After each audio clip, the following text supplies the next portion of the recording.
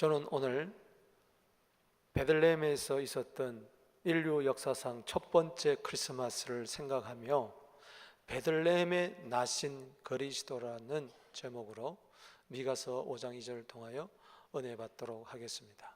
오늘 본 말씀을 다시 한번 살펴보면 베들레헴 에브라다야, 이 베들레헴에서 바로 메시아가 이 세상에 오실 것을 예언을 하고 있습니다.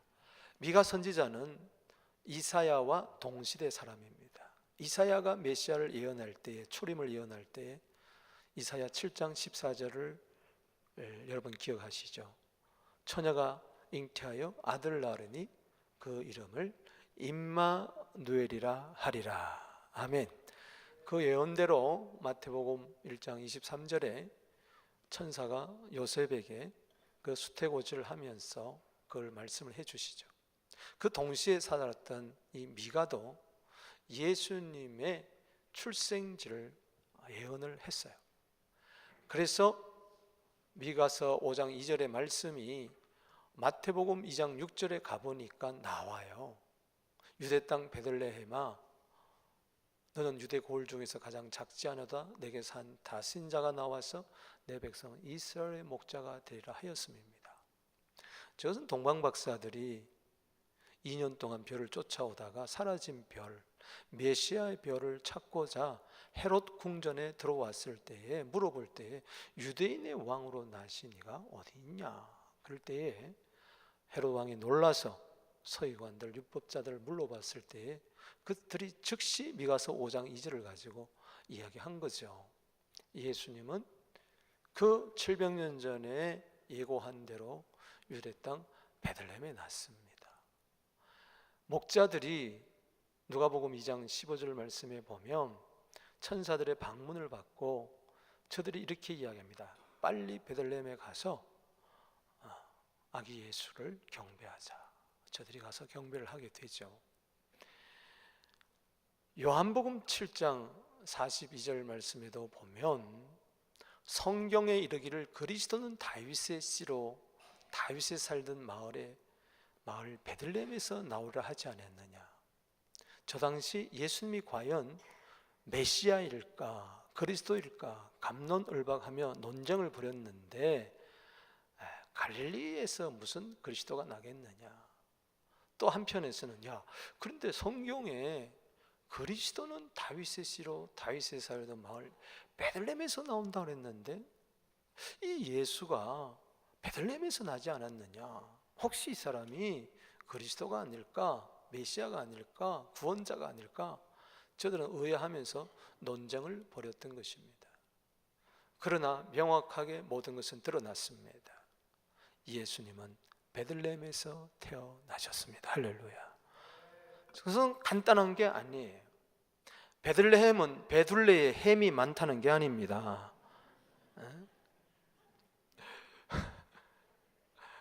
베들레헴은 떡집이라는 뜻이에요.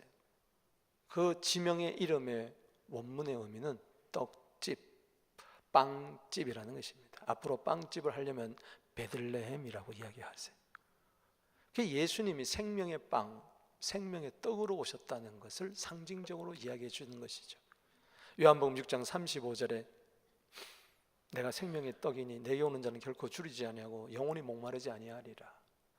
그리고 베들레헴 에브라다야, 오늘 미가서 5장 2절에 에브라다야 한 것은 에브라다는 베들레헴의 옛 지명 이름입니다.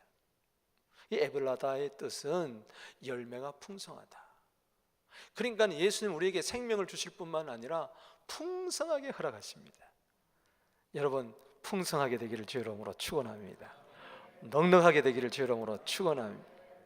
마음에 넉넉함이 있어야 돼요. 요한복음 10장 10절에 내가 온 것은 양으로 하여금 생명을 얻게 하고 더 풍성함을 얻게 하려 함이라. 그러니까 예수님 베들레헴에 오셨다는 것은 우연하게 온 게 아니라 여러 가지 의미가 있습니다. 상징적으로 영적으로 의미가 있다는 것이죠. 중요한 것은 성경대로 예수님은 오셨습니다. 할렐루야. 말씀을 이루시는 분이 예수님이라는 것이죠. 특별히 다윗의 씨로 그 덧을로 올라가면 베들레헴은 어떤 도시냐? 룻과 보아스가 살았던 곳이에요. 바로 거기를 통해서 예수님이 오시지 않습니까? 그리고 이세 아들 다윗의 세로 오지 않습니까? 그렇기 때문에 베들레헴, 베들레헴, 베들레헴.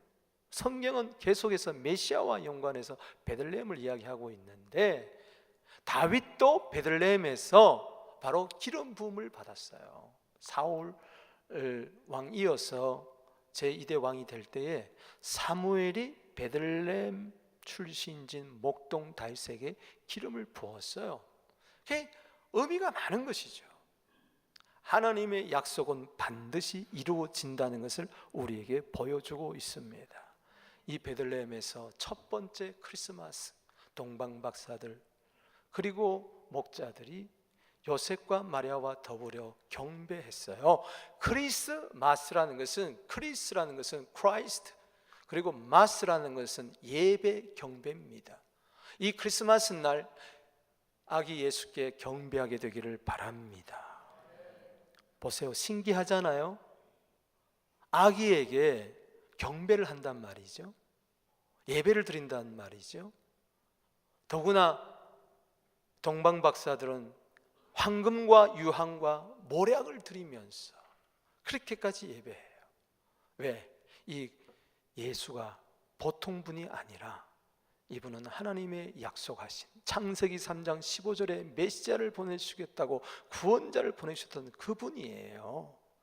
그분은 2000년 전에 비로소 태어난 분이 아니라 하나님의 약속 가운데 이 세상에 강생하신 구주 그리스도인 것을 믿으시기를 바랍니다. 이 베들레헴에 나신 그리스도가 어떤 분이냐 살펴보겠습니다. 첫째는 이분은 작은 자 예수라는 겁니다. 여기 베들레헴 에브라다야, 너는 유다족 중에 작을지라도. 바로 예수님은 어디에서 오셨느냐, 나셨느냐? 바로 베들레헴에서 나셨다. 근데 이 베들레헴은 요즘 말로 이야기하면은 아주 시골 동네입니다. 경상도 말로 하면은 삐꼬리예요. 죄송합니다. 삐꼬리란 말을 아는지 모르지만 여기에는 버스도 안 다니는, 전기도 잘 들어오지 않는 아주 시골 중에 시골, 스몰 빌리지라는 것이죠. 여기에 의미가 있다는 거예요. 베들레헴 보고 작다 그랬어요. 바로 예수님은 작은 자로 오셨다는 것을 우리에게 메시지를 던져주고 있는 것입니다. 여러분, 베들레헴은 예루살렘 수도에서 남쪽으로 8km 정도 내려가야 거기에 조그만 동네가 있습니다. 여기는 천막촌과 같아요. 못 사는 사람들의, 소위 말해서 달동네라 그러면 여러분 아시죠? 그런 도시예요. 지금도 이 베들레헴은요, 이스라엘 사람들에게 버려진 땅입니다. 여러분, 이스라엘 땅을 밟아보면 알겠지만 저 베들레헴 땅은 팔레스틴 땅입니다. 그래서 이스라엘 사람 저곳에 못 들어가요. 저기는 팔레스틴 땅이에요.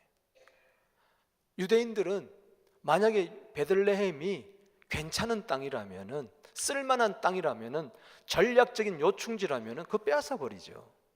그 한복판 땅이 있는데 놔둔단 말이죠. 왜? 그 별 볼 일 없는 땅이다. 그래서 지금도 베들레헴에서 크리스마스 예배가 있는데 그것은 이스라엘 땅이 아니에요. 팔레스틴 땅이에요. 아픔과 눈물과 서름과 한이 맺힌 땅이에요. 그 베들레헴을 택해가지고 메시아가, 하나님의 아들이 오신 것은 우리에게 큰 의미를 던져주고 있는 것입니다. 작은 자의 행복을 누리게 되기를 바랍니다. 올 한 해 왜 이렇게 불안하고 두렵죠? 혹시 그런 분 계십니까? 내가 작기 때문에 그럴지 않을까요? 저 작다는 말은 어떤 의미에서 더 원문에 가까이 해석한다면 비천하다는 뜻이에요. 보잘것없다는 거예요. 내 모습을 보니, 내 형편을 보니 너무 비천해. 내세울 것이 없어. 아무것도 없어. 그래서 여러분 불행하십니까? 예수님 생각하세요. 예수님은 어디서 오셨어요? 헤롯 궁전에서 나셨나요? 아니에요. 그분은 베들레헴 땅, 거기도 머물 곳이 없어서 구유간에 태어나시고 구유에 누이셨어요. 누가복음 2장 12절 말씀입니다. 목자들에게 이야기합니다. 너희는 가서 강보에 쌓여 구유에 누이는 아기를 보리니 이것이 너희에게 표적이니라. 메시아의 표적이 어디 있느냐? 구유에 있다는 거예요. 구유가 저렇게 생겼는데 구유는 짐승의 여물통입니다. 짐승의 먹이통입니다. 저 구유통에다가 먹이를 던져 놓으면은 짐승들이 벌컥벌컥 꿀꺽꿀꺽 하면서 먹는 거예요. 왜 예수님이 저 구유통에 나셨을까? 왜 저 구육간 구유통에 짐승의 여물통에 나셨을까? 예수님은요, 짐승의 먹이가 되시기 위해서 작은 자만이 다른 사람의 먹이가 될 수 있어요. 아니, 먹이가 되었기 때문에 작은 자로 살아갈 수밖에 없어요. 우리는요, 먹으려고 했지 먹이려고 하지 않습니다. 가지려고만 했지 나누려고 하지를 않아요. 높아지려고만 했지 낮아지려고 하지 않아요. 예수님 보세요. 생명의 떡으로 오셔서 다 찢어져서 나누어 줬어요. 짐승의 먹이통에 왜 나셨습니까? 내가 짐승이잖아요. 은혜도 모르는 짐승, 하나님의 은혜도 모르는 이 짐승. 시편 49편 20절에 깨닫지 못하는 자는 짐승과 같다. 종기에 차지만 깨닫지 못하는 자는 멸망하는 짐승과 같다. 받은 바 은혜가 얼마나 큰데 그 첫사랑도 새까맣게 잊어버리고 십자가의 사랑도 새까맣게 잊어버리고 허겁지겁대면서 아둥바둥 살려 그러면서 엉뚱한 곳에 신경을 쓰고 있는 나. 그러나 주님은 버리지 아니하시고 이 짐승 같은 나, 장로님 기도했지만은 개가 토하고도 또 주워 먹는 그런 짐승 같은 나를 위해서 마태복음 26장 26절에 떡을 떼시면서 축복하여 가라사대 받아 먹어라. 아멘. 오늘요, 이 크리스마스 때 짐승의 먹이통에 나신 이 짐승의 먹이가 되어주신 그 주님을 찬양하고 경배하게 되기를 주 이름으로 축복합니다. 우리는요, 마음을 높은 데 두면 안 돼요. 항상 불안한 거예요. 항상 두려운 거예요. 높은 곳만 생각하면 떨어질까 내려올까. 낮은 곳에 두세요. 로마서 12장 16절 말씀에 마음을 높은 데 두지 말고 낮은 데 두라. 낮은 데 두라. 사울이 왜 바울로 자기를 칭하게 하셨을까? 담색 도상에서 사울이 예수를 만나고 나서 쭉 세월이 흐르는 가운데 그는 바울이 됩니다. 사울이 바울로 변한 건 아닙니다. 그가 계명한 건 아니에요. 이름을 하나 더 얻었어요. 이 사울이라는 이름은 여호와께 간구한다, 그런 뜻입니다.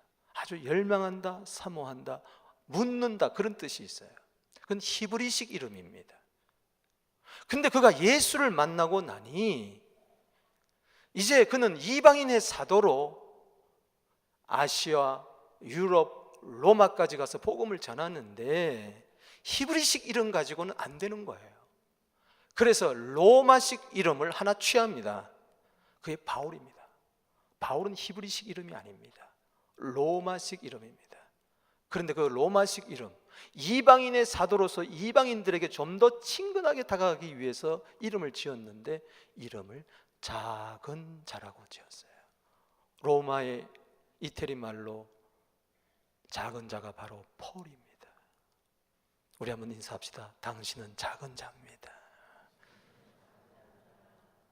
기도하는 자도 중요합니다. 간구하는 자도 중요합니다. 부르짖는 것도 중요합니다. 사모하는 것도 중요합니다. 열망을 가지는 것도 중요합니다. 비전을 가지는 것도 중요합니다. 작은 자가 되십시오. 작은 자가 되십시오. 안 그러면은 이 부르짖고 사모하고 꿈꾸는 것들이 욕심으로 끝날 수가 있는 거예요. 잘못된 길로 갈 수가 있어요. 사울만 되어서는 안 되고 바울도 함께 되어야 될 줄로 믿습니다. 우리가 세상으로 나갈 때는요, 바울이 되어야 돼요.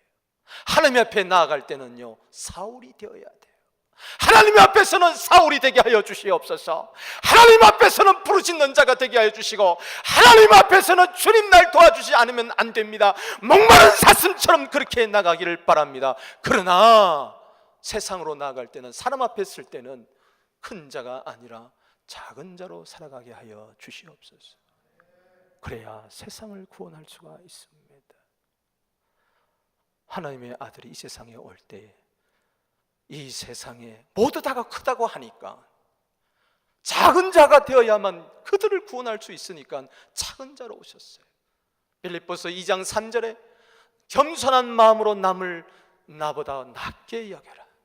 2장 5절 말씀에 너희 안에 이 마음을 품으라. 곧 그리스도 예수의 마음이니 그는 근본 하나님의 본체시나 하나님과 동등됨을 취할 것으로 여기지 아니하고 오히려 자기를 비워 종의 형체를 가져 사람같이 되었고 사람의 모양으로 나타나시고 자기를 낮추시고 죽기까지 복종하셨으니 곧 십자가에 죽으심이라.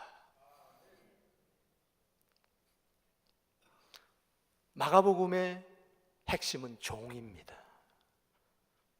그래서 마가복음에는요, 족보가 나오지 않아요. 낳고 또는 그 이상은 이런 게 나오질 않습니다. 종이 무슨 족보가 있나요? 마가복음은 예수를 종으로 이야기하고 있어요. 종으로 오신 예수님. 마가복음 10장 43절 44절에 이렇게 이야기합니다. 너희 중에 누구든지 크고자 하는 자는 너희를 섬기는 자가 되고 너희 중에 누구든지 어뜸이 되고자 하는 자는 모든 사람의 종이 되어야 하리라. 그러면서 유명한 말씀을 하시죠. 45절에 인자에 온 것은 섬김을 받으려 하는 것이 아니요 도리어 섬기려 하고 자기 목숨을 많은 사람의 대속물로 주려고 함이니라. 누가 큰 자입니까? 누가 어뜸이 되는 자입니까? 세상 나라하고 달라요. 하나님의 나라는 예수님처럼 종이 되는 자. 주님, 종으로 살게 하여 주시옵소서. 작은 자로 살게 하여 주시옵소서. 올 한 해 행복한 자는요, 종인 자예요. 우열 따지지 맙시다. 서열 따지지 맙시다. 장유, 유서, 이거 잘못된 말이에요. 맞는 말이긴 하지만 어른들을 공경해야 하지만 이것이 잘못 와전되어서 자리 다툼을 하는 그런 말이 돼버리고 마는 거예요. 안타까운 현실이에요. 낮은 자에게 불행한 게 아니라 낮은 자이기 때문에 행복한 거예요. 없기 때문에 불행한 거 아니에요.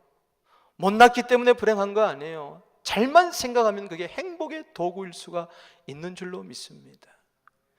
이 연말에요, 상대적인 발탈감이 없게 되기를 바랍니다. 블루 크리스마스가 되지 않게 되기를 바랍니다.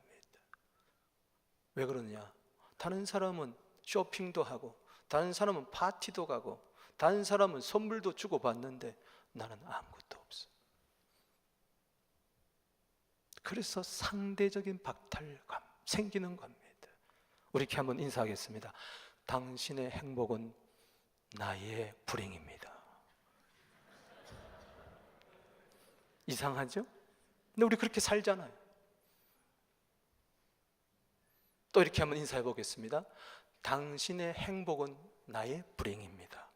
당신의 불행은 나의 행복입니다.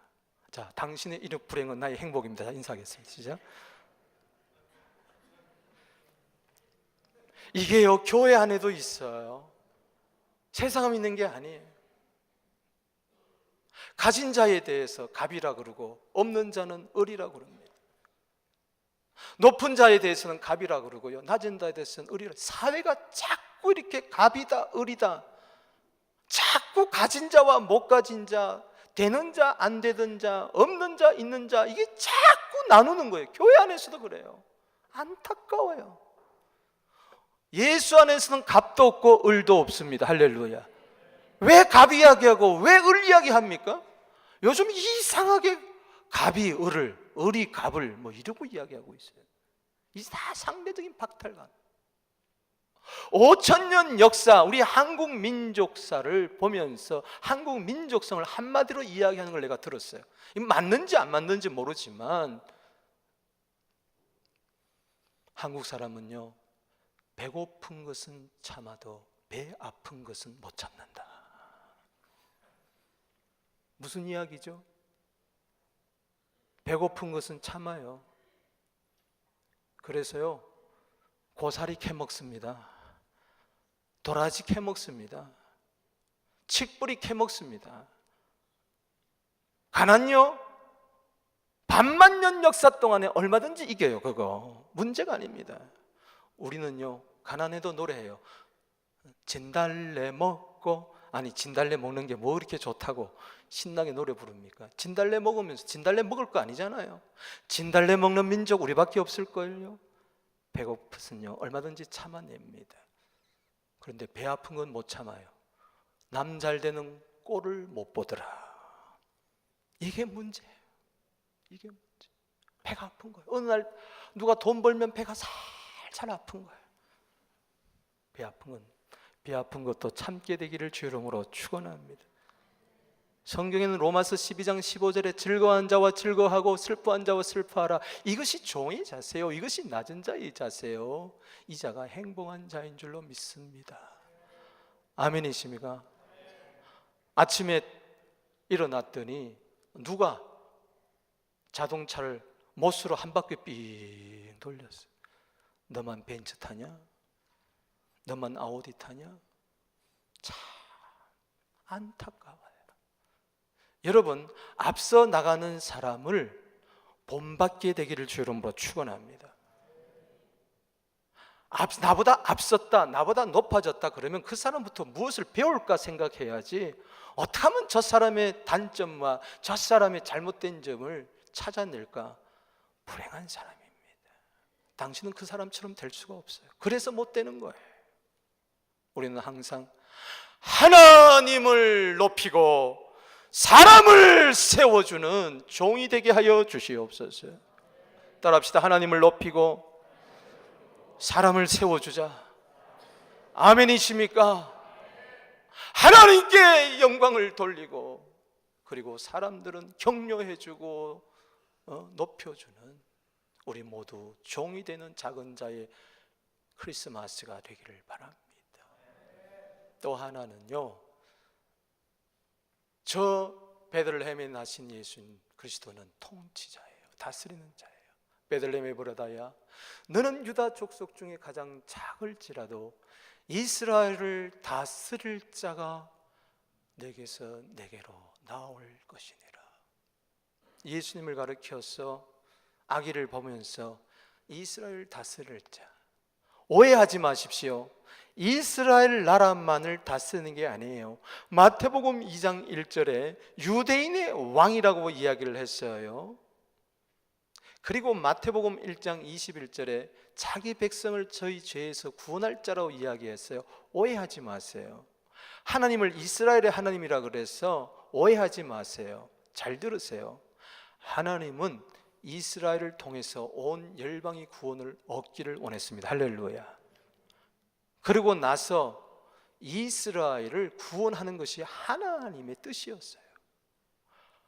메시아가 왔지만 이스라엘 사람들은 대적했어요. 네가 우리를 다스릴 자가 아니다. 저들은 2000년 동안 아직도 이스라엘을 다스릴 자를 찾고 있어요. 이스라엘에 넘어지면 이방인의 구원이 되었습니다. 그래서 2000년 동안 전 세계에 복음이 전해졌습니다. 언제 끝이 오느냐? 이방인의 충만한 수가 차면은 이스라엘은 돌아오게 되고, 이스라엘이 드디어 예수님을 자기들의 왕으로 모실 날이 올 줄로 믿습니다. 진정 이스라엘의 다스릴 자가 되어야만, 예수가 진정 이스라엘의 통치자가 되어야 그때 이 세상은 끝나고 구원은 완전히 이루어질 줄로 믿습니다. 그래서 우리는 예수님 이스라엘의 다스릴 자가 되어 달라고 우리는 항상 기도해야 될 줄로 믿습니다. 이스라엘을 위해서가 아니라 하나님의 약속 때문에 그렇은 것입니다. 할렐루야. 여기서 하나 깨달아야 되는 것은, 이스라엘을 다스릴 그분이, 전 세계를 다스리는 그분이, 열방을 다스리는 그분이, 통치자 예수가 나를 다스려야 된다는 거예요. 아멘이십니까? 내가 얼마나 못된 사람인지, 고집이 센지 내 생각을 안 내려놔요. 내 감정을 내가 컨트롤해요. 내 의지를 내 마음대로 하려고 해요. 행복한 사람은요, 예수님 내 생각 주관하고, 예수님 내 감정 다스려주고, 내 의지까지 통치하신다. 예수님 나를 좀 장악해 주세요. 남을 이야기하지만요, 자신 한번 바라보세요. 형편없는 사람이 다른 사람이 아니라 나라는 거 알잖아요. 솔직히 알잖아요. 다른 사람이 나를 욕하지만요, 그보다 더 못한 사람이 나예요. 아니, 성경에 그렇게 기록을 해놨으니까. 에레미야 17장 9절에 만물보다도 심히 거짓되고 부패된 것이 사람의 마음인데 이건 누가 알겠느냐? 이 부패된 마음. 마태복음 15장 19절 말씀에 사람 마음에서 나오는 것이 악한 생각, 살인, 간음, 음란, 도둑질, 거짓 증거, 회방, 이런 것이 끊임없이 나오는데, 이런 것이 내 마음의 주인이 되어가지고 살아간다면, 이런 부패된 마음이 나를 지배돼 살아간다면 그 행복하겠어요? 예수님 내 마음을 다스릴 때 거기에 행복이 있습니다. 이사야 9장 6절 말씀에 한 아기를 가리켜서 이렇게 이야기합니다. 700년 전에 예수님은 이런 분이다 하고 이야기합니다. 그 어깨에는 정사를 메었다. 이름은 기묘자라 못살아. 아멘. He will be called Wonderful and Counselor. 그분은 Almighty God, 그분은 전능하신 하나님과 동등하신 분이다. 영존하시는 아버지와 동등하신 분이다. 그분은 평강의 왕이다. King of Peace.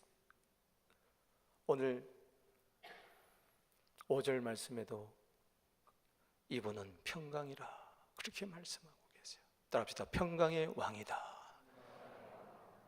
평강의 왕이 나를 다스릴 때에 비로소 나에게 평화가 임할 줄로 믿습니다. 기쁨의 왕이 나를 다스릴 때 비로소 나에게 기쁨이 있는 줄로 믿습니다. 능력의 주님이 나를 다스릴 때 나는 능력 있는 사람이 될 줄로 믿습니다. 지혜로운 왕이 나를 다스릴 때 나는 지혜로운 사람이 될 줄로 믿습니다. 내 스스로 지혜로울 수가 없습니다. 내 스스로 기뻐할 수가 없습니다. 내 스스로 평안을 찾을 수가 없습니다. 안 됩니다. 아니, 그것은 불가능합니다. 그런데도 사람들은 스스로 주인이 되어 자기가 무엇을 컨트롤해 보려고 합니다. 마음 수련을 하려고 합니다. 안 됩니다. 주님이 오셔야 됩니다. 여기 흰물이 있습니다. 내가 조금 목이 말라서 마십니다. 자, 물 색깔이 흰입니다. 스스로 빨갛게 될 수가 있을까요? 빨갛게 되자, 빨갛게 되자, 빨갛게 되자. 나는 빨간 물이 돼야 된다, 빨간 물이 돼야 된다. 아무리 이야기해도 빨간 물은 될 수가 없습니다. 인간 스스로는 그렇게 할 수가 없어요. 외부에서 빨간 색깔이 들어와야 됩니다. 할렐루야. 그럴 때 비로소 빨간색이 되는 것처럼 내 스스로 아무리 행복해졌다 안 됩니다. 행복이 밖에서부터 들어와야 됩니다. 할렐루야. 어떤 분은 그래요. 행복은 스스로 생긴다고. 아닙니다. 거짓말입니다. 일시적입니다. 자기 신념 가지고는 안 돼요. 은혜로 주님이 나를 다스려줘야 될 줄로 믿습니다. 베드로전서 3장 15절 말씀에 이렇게 이야기하고 있습니다. 너희 마음에 그리스도를 주로 삼으라. 데살로니가서 3장 5절에 주께서 너 마음을 인도하게 되면 너는 하나님의 사랑과 그리스도의 인내 속으로 들어가게 될 것이다. 하나님의 사랑의 세계가, 그 인내의 세계가, 그 천국의 세계가 어떠한지 내 스스로는 안 돼요. 내 스스로 하나님의 사랑을 알 수가 없어요. 주님이 저 예수님이, 저 그리스도가 내 마음, 내 생각, 내 감정, 내 의지까지 주장해 주셔야 됩니다. 주님, 내 마음을 인도해 주세요. 내 인생길을 인도하기 전에 주님 먼저 내 마음부터 인도해 주시기를 원하십니다. 여러분, 귀신이 쫓겨갔어요. 성령의 역사로. 근데 귀신이 또 들어온다 그래요. 잘 들으세요. 제가 하는 말. 마태복음 12장 44절 말씀입니다. 귀신이 나갔어요. 귀신이 나갔다가 물 없는 곳을 막 돌아다닙니다. 물 없는 곳은 영적으로 말씀의 물이 없고 회개의 물이 없고 성령의 생수가 흐르지 않는 그곳, 메마른 그곳, 그곳을 찾아 들어가는 거예요. 그러다 이런 생각을 합니다. 내가 나온 내 집으로 한번 가보자. 귀신은 사람을 지 집이라고 그렇게 이야기를 하고 있어요. 그래서 집에 한번 싹 찾아와 보니까 집이 비었어요. 마태복음 12장 44절입니다. 읽어가 보세요. 집이 비었다 그리고 집이 청소되었다 그러고 집이 수리되었다 그렇게 이야기하고 있어요. 이야, 옳다거니 잘 됐다. 자기 친구들을 데려오는데 자기보다 더 악한 귀신 7을 데리고 들어옵니다. 이 사람의 나중 형편이 처음 형편보다도 더 나빠지리라. 예수님의 말씀입니다. 그런데 거기서 우리가 핵심은 뭐냐? 청소도 되었는데 수리도 되었는데 왜 도둑이 들지? 집이 비었다 그랬어요. 비었다. 따라합시다. 빈 집에 도둑 든다. 집안을 깨끗이 청소했다고 해서 도둑이 안 듭니까?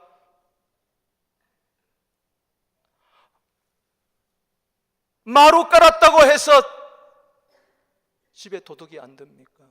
부엌 새로 고치고 안방 새로 고치고 목욕탕 새로 고치고 지붕 새로 고쳤다고 해서 도둑이 안 듭니까? 집에 주인이 없으면 도둑 드는 거예요. 여러분 마음이 청소되기를 바랍니다.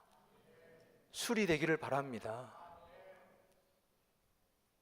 그보다 우선 주인이 있게 되기를 바랍니다. 우리는요 자꾸 이렇게 도덕적으로 살려고 그래요. 안 됩니다. 아무리 내 심령 상태가 청소되고 수리되었다 회복되었다 할지라도 주인이 없으면 더 나빠진다니까요. 회개하고도 더 나빠지고 변화받고도 더 나빠지는 경우가 왜 그렇습니까? 주인이 여전히 예수님이 아니라 주인이 그 집에 없는 거예요. 내가 주인이라고요? 내가 사탄을 이길 것 같아요? 못 이깁니다.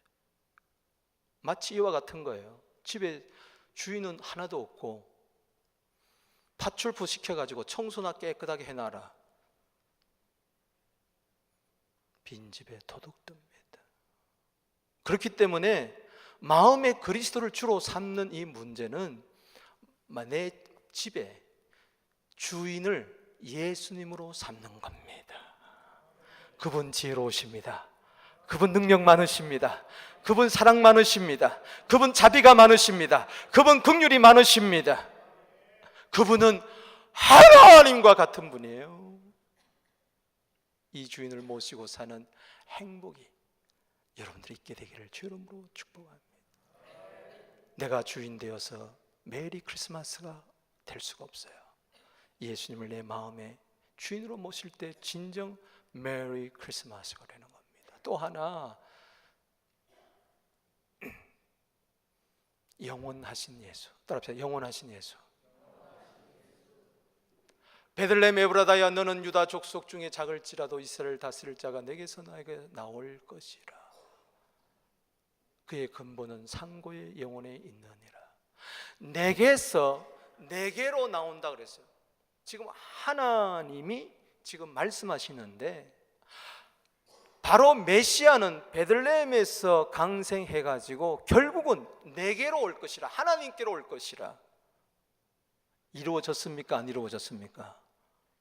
저기에는 그리스도의 오심과 그리스도의 죽으심과 그리스도의 부활과 그리스도의 승천이 있습니다. 작을지라도 이것은 그리스도의 낮아지심입니다. 다스린다는 것은 그리스도의 생애를 이야기합니다. 사역을 이야기합니다. 내게서 내게로 올 것이라, 이것은 하나님께로 올라간다는 이야기입니다. 그리스도의 승비입니다.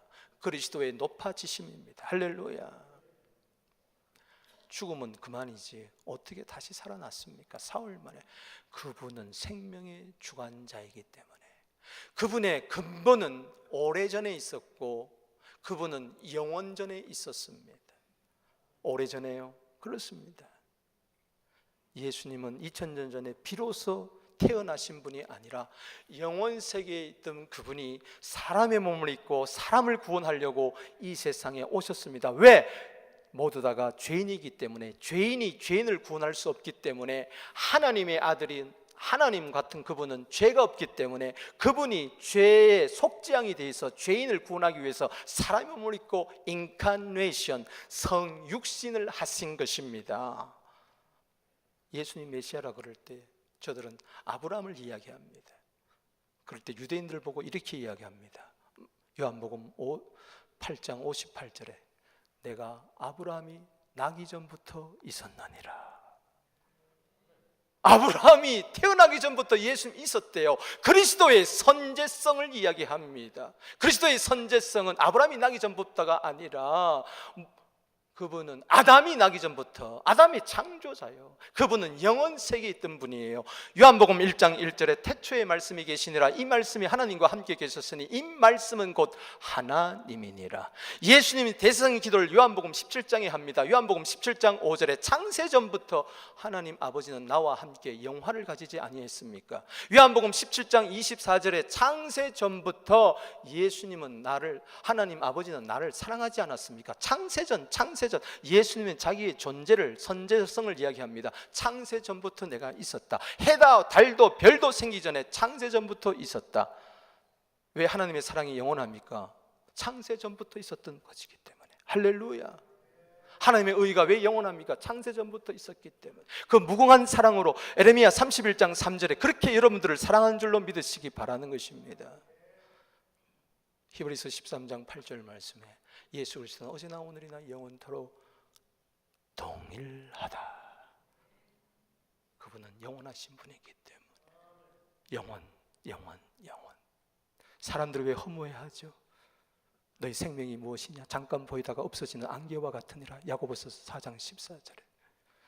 그러나 안개 같은 인생을 살면서 영원에 잇대어 살 수 있어요. 영원하신 예수님을 믿기 때문에. 아멘이십니까?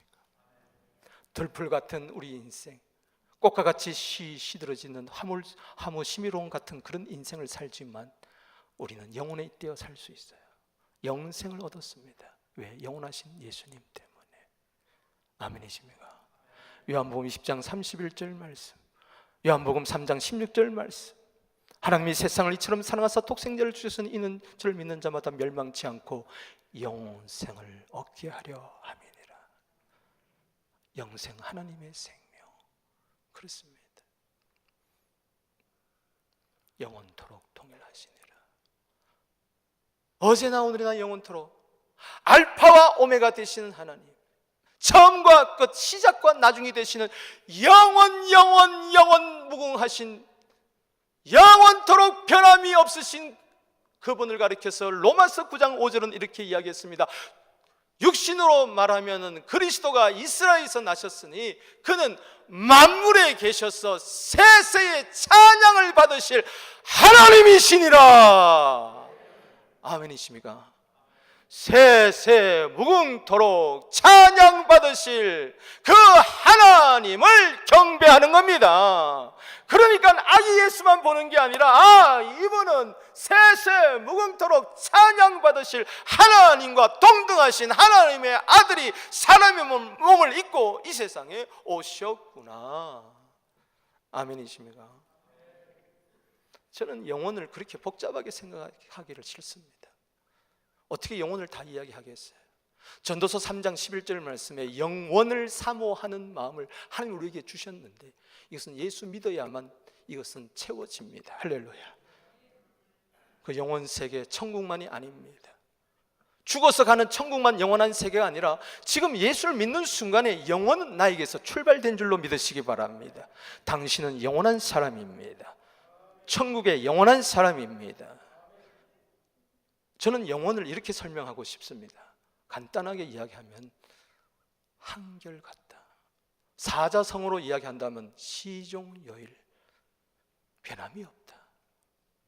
변함없는 것이 영혼이 아닐까요? 그게 진리잖아요. 변함없는 사랑, 변함없는 은혜. 에베소서 6장 24절에 예수 그리스도를 변함없이 사랑하는 너희에게 은혜가 있을지어다. 각양 좋은 은사와 온전한 선물이 빛들의 아버지께로부터 내려오나니 그는 회전하는 그림자도 없고 변하지도 않는다. 하나님의 사랑은 이랬다 저랬다 하지 않습니다. 그랬다면 우리가 어떻게 믿겠어요? 어느 목사님이요 수석을 했대요. 돌 수집하는 걸 그렇게 좋아했대요. 늘 이렇게 닦으면서 지냈어요. 목사님이 친구가 와서 여보게, 목사가 예수님 사랑해야지 돌 사랑하면 되나? 그런 소리 하지 말게. 나는 돌을 보면서 항상 이런 생각을 가진다네.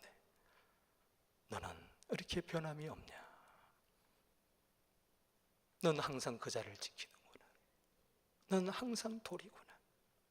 돌이 꽃이 됐다가 또 돌이 됐다가 그런 게 아닙니다. 돌은 변함이 없는 거예요. 예수님 영원한 반석. 할렐루야. 그렇습니다. 찬송가 135장 한번 부를까요? 135장에 보면 끝절만 우리 부르겠습니다. 후렴구. 저는 저 찬송을 부르면서 은혜가 됐어요. 내가 믿는 분은 영원하신 분입니다. 할렐루야.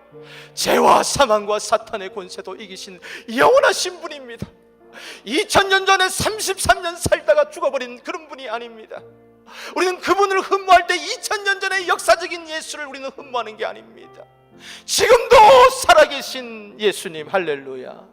영원하신 그분을, 한결같은 그분을 우리는 찬양하게 되기를 바랍니다.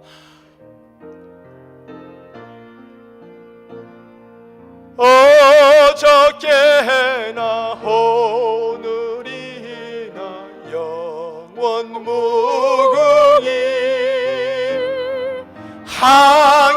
한결같은 주 예수께 찬양합니다. 세상 지나고 변할지라도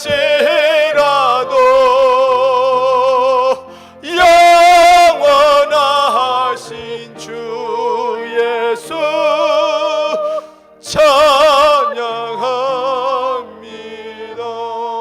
다시 한번 어저께나 오늘이나 영원 무궁히 한결같은 주 예수께 찬양함이. 하나님의 약속은 영원합니다. 세상 지나고 변할지라도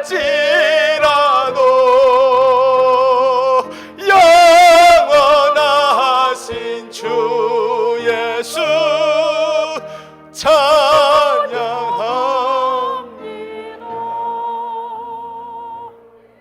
세상도 변합니다. 사람도 변합니다. 시대도 변합니다. 풍조도 변합니다. 그러나 항상 그 자리에 계시는 주님 변하지 않습니다. 그분을 영원토록 찬양하십시다. 나도 한결같이 주님을 찬양하고 한결같이 주님을 사랑하고 끝까지 첫사랑 가지고 끝까지 내 믿음 지키고 끝까지 나의 달려갈 길을 달려가게 되기를 바랍니다. 이 종말에 영원하신 주님 생각해야 이 연말이 쓸쓸하지 아니하고 우리는 영혼을 찬양하고 영혼에 잇대어 오늘 하루도 감사하며 행복해질 수가 있는 것입니다. 말씀을 맺습니다. 베들레헴에 나신 그리스도, 그분 작은 자예요. 그래서 한 아기로 오시는 겁니다. 그분은 통치자예요. 세상 사람들은 모르게 예수님이 십자가에 달려갔을 때 그 죄명이 뭐냐? 왕이라. 그러나 그분은 진정 왕이십니다. 그분은 영원하십니다. 우리 교회를 영원히 사랑하십니다. 당신을 영원 무궁토록 사랑하십니다. 한 번 구원한 자 끝까지 지키십니다. 나는 조석같이 변하다 할지라도 주님 변치 않습니다. 그래서 내 구원은 확실한 것입니다. 그렇다면 나도 이제 한결같이 시종요일 주님 찬양하며 따라가게 하옵소서. 변함없이 충성하게 하옵소서. 기도드리겠습니다.